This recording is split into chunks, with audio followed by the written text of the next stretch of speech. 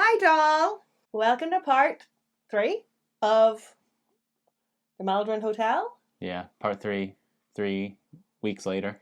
Yeah, it's been more. Has it? Yeah, by the time this comes out, we filmed it like a month ago. All right. Yeah. I don't know how. You see, I don't know how to start this. I've never reviewed my own video before. How should we start?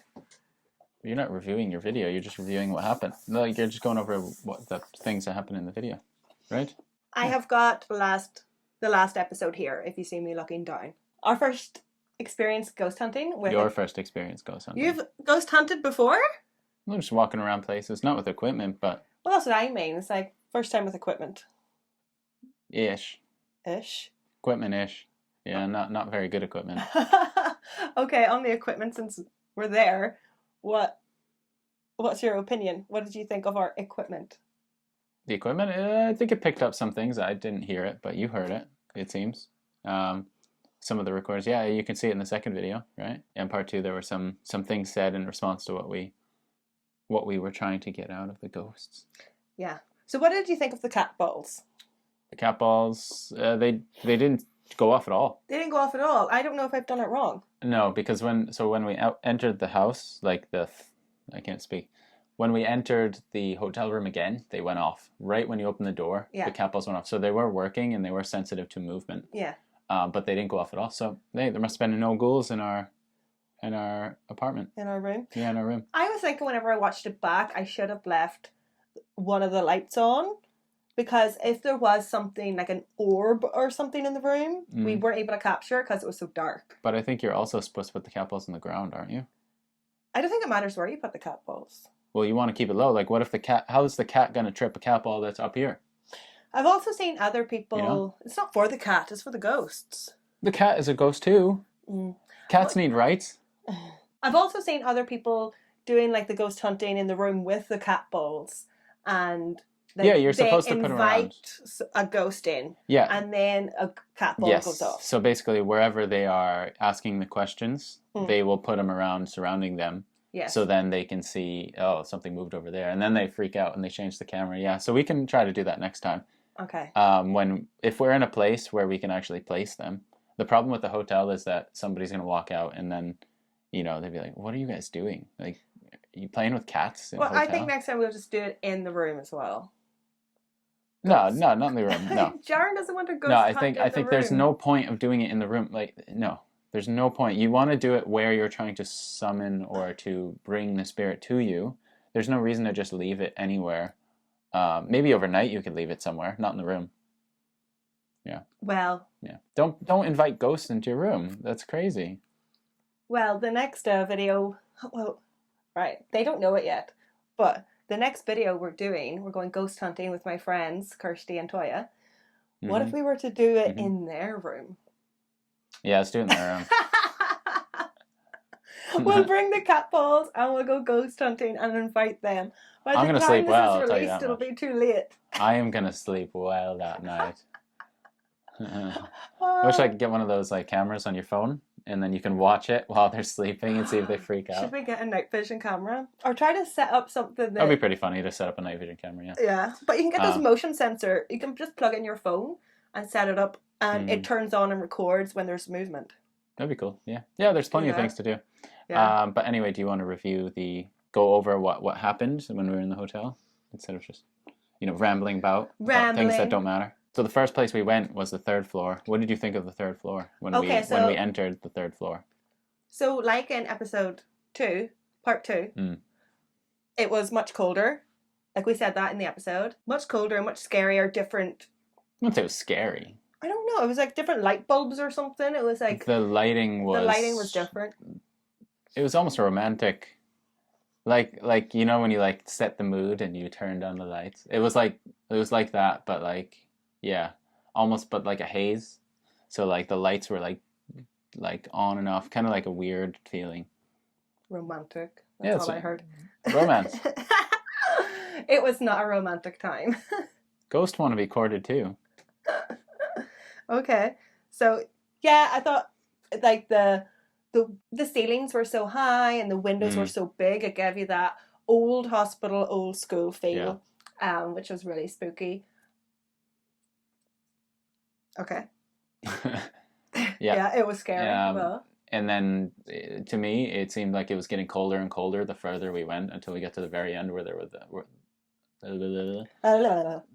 where there were the two windows. So there was like the window in the end, and then there was a door there was like a glass door. And then it was right by room 325, my cursed birthday room. Yeah. Yeah, your birthday room. So once we got to that spot and around that area, it was the coldest of everywhere we were. Of everywhere we were. I can't speak today. I know. Of everywhere. It was the coldest of everywhere we went on the entire expedition. In room 320. Around that area was the strangest feeling. The closer we got to room 325, the colder it got. I already said that. Oh, I wasn't. Okay. You don't listen to me at all. I literally said that like 5 minutes ago. La la la. Okay. Okay. Yeah, and then from there we went to the 4th floor. Okay. Well, I was going to say me opening the door. Oh, yeah, that was funny. I thought your reaction opening the door was funny. We'll put it in here again. Yeah.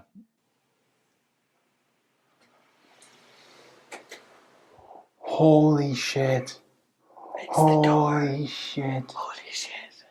But yeah, I thought that was really... I did not expect it. I thought it was going to be an urban myth. I thought it was just like writing, like just trying to like spook kids, like a campfire ghost story type thing. But it was actually sealed up. It really freaked me out. But we don't know if that's actually the room, because they said they changed the layout and other things. So they could have just done it because people know about it. So then they just put it there for a kind of like a tourist thing. You never know. So they could have done it intentionally, but I don't know. Because the only reason I'm saying this is because there was an equal door on the other side without a doorknob. So who's to say that that door also wasn't sealed and there's no doorknob, right? So it could have been both doors were sealed, and hey, we'll never know. Yeah. You know, it's really hard to say, but it was actually in that area, I would say. Yeah. Where this was happening, in the rituals, whatever was going on. Yeah. The paranormal activity. It's probably that side, though. So the spirit box.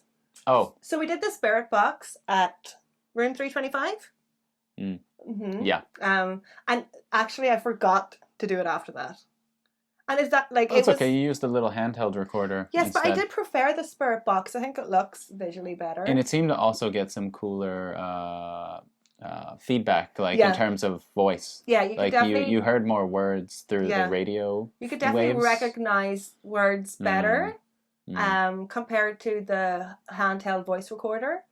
Jaron did tell me later in the recording to use it, but you didn't say the word. Like, if you had said spirit box, I would have remembered. Oh, yes, but I completely forgot to use it again. Yeah, but next time we will use it more because it's good fun. And if you hear anything in it that relates, like that we missed, that I missed, like, oh yeah, you can hear just back. Tell us, like, did you hear a word that we missed? I'm going to put it as a short and a reel on the socials. Yep. And then room 409, the fourth floor was not as scary, but yeah, it felt like a normal floor. Kind of like the fifth floor. The fifth floor to me felt normal as well. We were staying on the fifth floor. It felt normal. But the vibes were significantly different compared to the third, fourth, and fifth. Yeah. Yeah. The fourth floor is not scary, although it was strange that whenever we were walking past room 409. That the EMF reader was jumping. It picked up. And we didn't even know we were looking at the wrong side of the room. Yeah, we didn't know we didn't realize we were at 409. Yeah. That was creepy. That was really creepy. Well, there must be energy there. Yeah. It's I think we got a lot for our first ghost hunt. It depends what you define as a lot. Like a lot of jumping on the EMF. We got some words on the spirit box. We got some good activity. Well, you did say it's one of the most haunted places in Ireland, right? It is one of the most haunted. Maybe it's downhill from here. I hope not. Then there's no more content for you, huh? No content, no. So after the fourth floor, we went to the lobby and we talked to the night staff dude there. Yeah, he wasn't from Ireland. He was from somewhere else in Europe. I'm not sure. His accent was definitely not from Cork. I don't know where he's from. Not Cork. But he's a non-believer. rolled his eyes at us. Yeah, he's not a fan of the ghouls. Uh-uh. Maybe he had a bad experience, so he's completely like... So, because people like this would, even if they had an experience happen to them, they would be very, very likely to overlook it, right? So say something like crazy, and he's like, "No, that there's no way." So he'd like suppress it in his mind. It's possible. Like if it happened to you, and something you couldn't explain, you would always try to find some rational reason to explain it. Okay, so yeah, after the lobby. Well, we went through the lobby to... And then we went to the gym. And that's whenever Jaron made, with his finger, his magical finger, made the EMF reader jump. What do you mean with my magical finger? You were like, put the spikes up. And it was like... Well, that was the moment where I think it led me to not being able to sleep. If it wasn't for that, I think I would have slept fine. But it was literally the moment I asked the question and I stopped, it spiked at that second, and it went from 5 back to 1, and then just like literally that was a response. I don't know, that was very weird. And that's the only time we had a direct response like that in the entire experience. Yeah. So that one, literally, it just sent chills through my body, and I was like, nope. And then not much after that. It was sort of like flickering around like yellow. It was like go up to yellow and then down and up to yellow. So there was like a little bit of activity. I suppose if we had went into the gym, it might have been the best, stronger. But we couldn't get it was locked. You watched it. Jaron could not sleep. I didn't want to. I told you. I just said once that moment happened, I was not going to be able to sleep. And then I felt like there was somebody watching me at all times. Like I just felt surrounded by energy at that moment. Like yeah. And when I was sleeping or trying to sleep, I was like, so I turned the lights on, and I was like, yeah, I'm not gonna have an old dude in a wheelchair looking at me. So, and I'm watching those hangers. I don't want those hangers to move. The hangers to move. Right. I'll tape them up to the thing so that they can't wiggle at all. Yeah. But as I was dozing off, so I was going in and out of like, consciousness. Is that what you call it? I was going in and out of sleep waves. Yeah. And literally, there were maybe 3 or 4 times, right? And I was dozing off, and then all of a sudden, the light would change in the room. I literally could see, like, as I was dozing off, because you're going in and out of like consciousness, right? And it felt, I could see it. It's like, say, the brightness was getting bigger and smaller as I was going to bed. That's probably your retinas, like, no, it's not closing, but like falling asleep. No, it's not, because when I'm in a room and I sleep with the lights on, it's fine. Who sleeps with the lights on? People take a nap. These things happen, right? But think about it. How many times has that happened to you? I don't know. In your life? I don't know. Exactly. It hasn't. That's the point. I have seen lights dim. All I'm saying is there is no dimming ability in that room, right? But sometimes if somebody's like hoovering or using a lot of electricity, but also it'll like be a surge on the... In the part 2? Yeah. In part 2, you put the close-up of the hallway, and you can see it kind of dimming. Yes. So the lights did that a lot. So it could have been the hotel, but I only noticed it a few times, and it was it was like an electrical surge or something causing the lights. So ghost control energy? Could have been a ghoul. Could have been. But I did feel like in the room something was around. I didn't feel, and it didn't feel like an easiness. It felt kind of like a bit, not malicious, but uncomfortable, to say the least. I was just uncomfortable because the lights were on and I couldn't sleep. It was too bright. Well, I had to get past the witching hour. You have to get past 3 o'clock, and then you're only uphill from there. We were so tired for breakfast. Or downhill. Uphill. Oh, yeah. When we went into our room, there was more activity. But I don't know if it's because there was so many cat I thought balls. it was the cat balls. Yeah. But the EMF reader was like going crazy. In the corner. Yeah. So I told you, I could have been sensing what was watching me in the corner, because you put the cat balls in there to attract it. Whose fault is this? Yours. We believe. Well, then you should respect my authority. Okay. So what, do we think the Maldron Hotel is haunted? Yes. Yes. You don't. Well, You don't think anything's haunted. I think it's creepy. I think it's spooky. I would recommend if you want to stay there for a thrill. Yeah. Yeah. I think it's good for a thrill. Yeah. Yeah. Yeah, if you want to do some exploring yourself, I think it would be worth it. And just to see the door and write your name, and the whole experience is cool. What would you give it out of 10? Well, this is our first one, so how can we give it a rating? I think we gave it didn't we give it like a 6 or something? I'll give it a 6 or a 7. We'll give it a solid 6. To be modest. 6.5. You can't don't complicate things. 6. Okay, 6. 6. 6. What would be a 10? 6, 6, 6. What would be a 10? Like an apparition? No, that's when you get like a crazy experience, and then the cat balls are going off, The and cat everything's balls flying across the room. And then you see a shadow figure, and yeah, these things would be cool. Shadow figures are real. Yeah. We're going ghost hunting again, so maybe twice in the next few weeks if we have the time. But just weird to me that the person who saw Banshee as a child doesn't believe in ghosts. It's a bit strange. Well, I think it was a dream. You definitely saw a Banshee. I'm haunted. You can't have a dream about... I've never dreamt about my fence in my yard. In any house of any place I've ever been in. You were not dreaming. Who dreams about a fence? Nobody. It was a wall. You can go through this experience in another video. Yeah. Yeah, if somebody wants to hear my Banshee story, I am happy to tell it.